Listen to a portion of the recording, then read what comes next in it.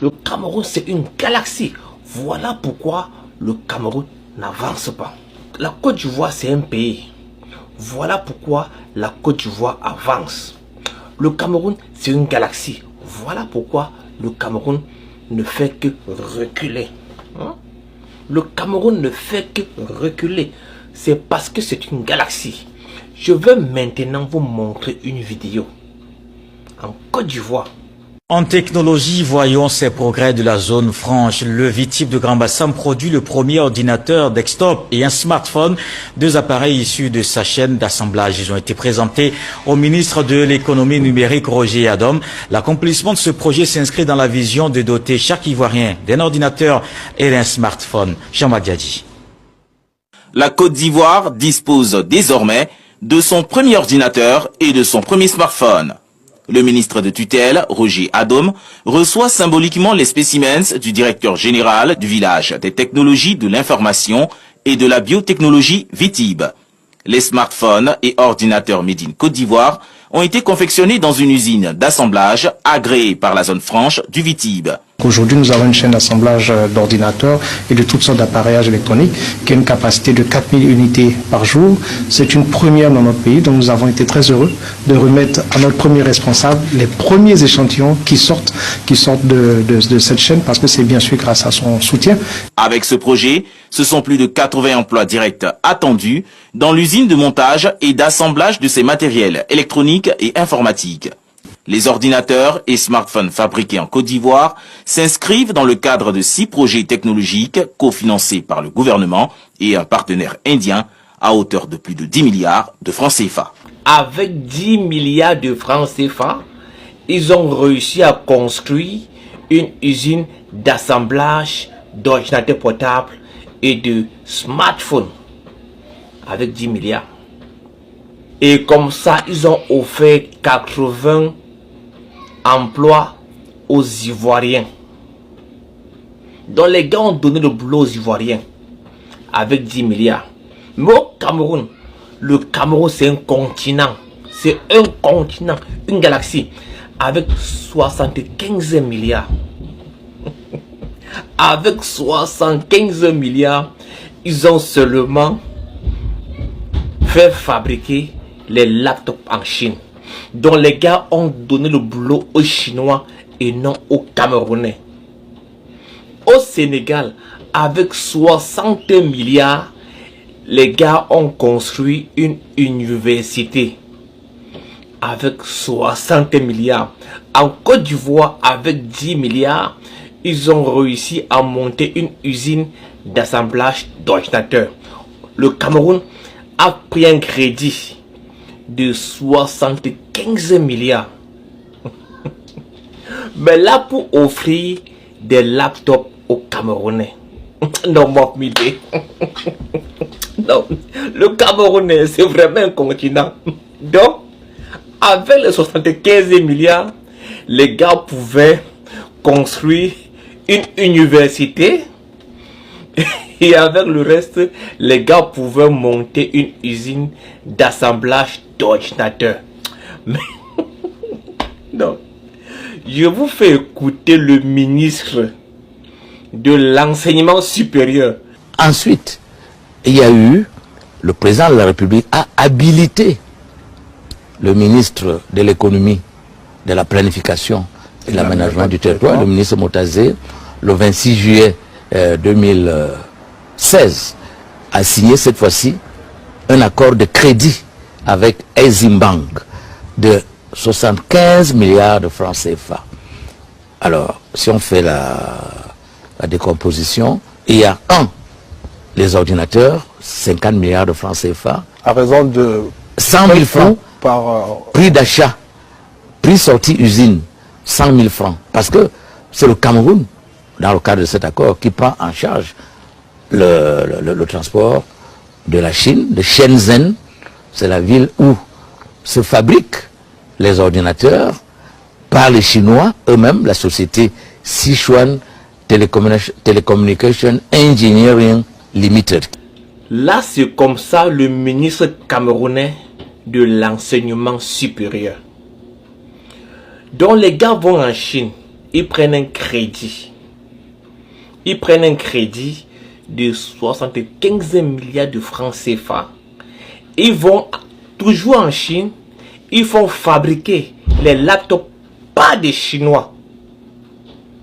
Ils viennent au Cameroun et ils disent que c'est un don du chef de l'État. Non, les Camerounais, c'est vraiment un continent. Donc les gars prennent un crédit. Ils prennent un crédit. Ils font fabriquer les ordinateurs en Chine. Ils viennent au Cameroun et ils disent que c'est un don du chef de l'État. Et les gars ont créé une marque, PBHEV. Pourquoi est-ce que ces mecs ne sont pas venus au Cameroun? Ok? Créer une usine d'assemblage au Cameroun, donner le boulot aux Camerounais. Mais ils ont préféré aller donner le boulot aux Chinois. Mais quand je dis souvent que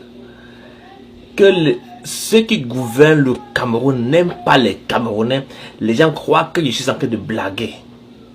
Non, honnêtement, comment prendre un crédit? Comment prendre un crédit pour offrir des laptops aux Camerounais? Mais les gars préfèrent fabriquer les laptops en Chine et pas des Chinois. Or, les gars pouvaient bien fabriquer ces laptops au Cameroun. Il y a plusieurs pays en Afrique, fabriquent des laptops. Pourquoi pas le Cameroun? Pourquoi pas le Cameroun? Souvent quand on parle, les gens disent qu'on parle. Au jour d'aujourd'hui, ces laptops n'existent plus. Je ne pense pas qu'un Camerounais qui a reçu son laptop, que ce laptop fonctionne encore. Regardons cette vidéo-ci. Regardons. Sous les escaliers qui mènent aux amphithéâtres, des spécialistes d'un autre genre, des docteurs capables de redonner vie aux ordinateurs PBHEV. Sur les étals, des épaves de ce qui était jadis un beau geste du chef de l'État. Ces PB là, ça n'a pas vraiment été bien pensé, ou même si c'était bien pensé, ça n'a pas été bien implémenté. Déjà la conception de ces, si je peux appeler ça ordinateur, a été ratée. De deux, dans les campus universitaires, on a dit qu'on a partagé aux étudiants. Dans les campus universitaires, la couverture réseau Wi-Fi qui devait assurer ça, il n'y a jamais eu. L'université était l'un des tout premiers à recevoir ce don du président Paul Biya. 6 années plus tard, l'outil pédagogique, s'il existe encore, ne l'est désormais qu'en pièces détachées. Et pour cause. Et ces PB ne tiennent même pas, puisqu'on retrouve ça déjà en épave partout. Des écrans qui ne tiennent pas, la batterie qui ne tient pas. Sans compter tous les vols qu'il y a derrière, on vend à Kennedy, on vend en Centrafrique. Un outil de travail qui ne fait presque plus partie des accessoires de l'étudiant. Quand je l'utilisais, en dehors de la RAM et la mémoire, c'était pas ça. Donc je n'avais pas... C'était portable quand même. L'initiative était du programme e-National Aya Education. Si elle a permis de connecter des milliers d'étudiants à travers le pays, elle montre désormais ses limites. Vous-même, vous avez vu les ordinateurs qu'on a offerts dernièrement là, c'est déjà en panne. En 2015, quand je vais au pays, j'offre un laptop à l'un de mes cousins.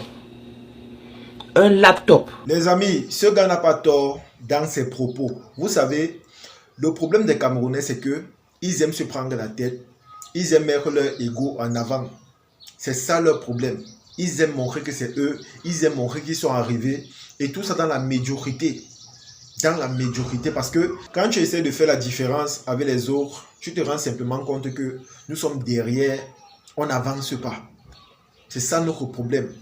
On n'aime pas accepter certaines choses. On n'aime pas se confronter à certaines réalités ou encore à certaines vérités. Parce que tout le temps, on préfère dire simplement aux autres que voilà, c'est le continent, c'est la planète, c'est la galaxie. Pendant que les autres sont ce qu'on appelle un petit pays. Et c'est ça qui n'est pas bon, les amis. C'est ça qui n'est pas bon. J'ai l'impression que la société nous a poussés ou encore nous a aveuglés sur certaines choses qui vraiment, honnêtement, pour moi, je me dirais que ce sont des choses vraiment essentielles et concrètes. C'est-à-dire, on oublie certaines choses importantes au détriment de ce qui est médiocre. Et là, honnêtement, c'est pas bon. C'est ça le réel problème que nous avons. Nos égaux. On aime mettre ça en avant. On aime montrer que voilà, c'est nous. Et tout ça dans quoi? Dans zéro. Tout ça dans zéro, les amis. En tout cas, observons seulement et avançons. C'est tout ce que moi je peux dire. Parce que même si tu parles, on viendra t'insulter. Même si tu donnes ton avis, même si c'est pertinent et important, on va faire profil bas. On va faire comme si on ne voit pas. Parce que moi, parfois, dans mes vidéos, il y a des commentaires que je vois souvent et je sais que ce sont des Camerounais qui viennent souvent me dire en commentaire que pourquoi tu ne présentes pas ce qui se passe dans ton pays, c'est monté, c'est descendu. Tu fais comme si chez vous aussi, il n'y a pas de choses qui avancent. Moi, simplement, ce que je dis souvent, c'est que qu'est-ce que je peux dire? Parce que si réellement je voyais ou encore j'observais, j'allais parler librement. Mais si je ne parle pas, c'est parce que je ne fais pas face à ce qui est vraiment avancé ou encore important. Donc, moi, à mon petit niveau, j'accepte parfois cette faiblesse que nous avons, dans l'optique que ça change un jour ou encore que les choses s'améliorent. Mais tant que les autres ne vont pas comprendre cela, honnêtement, moi, je pense qu'ils seront toujours derrière. Au lieu d'avancer, ils vont plutôt reculer. Et vraiment, c'est dommage. En tout cas, les amis, c'est ici que se termine cette vidéo. J'espère que vous avez aimé. J'espère que vous avez apprécié. En tout cas, partagez cette vidéo au maximum et on se dit à la prochaine. Ciao.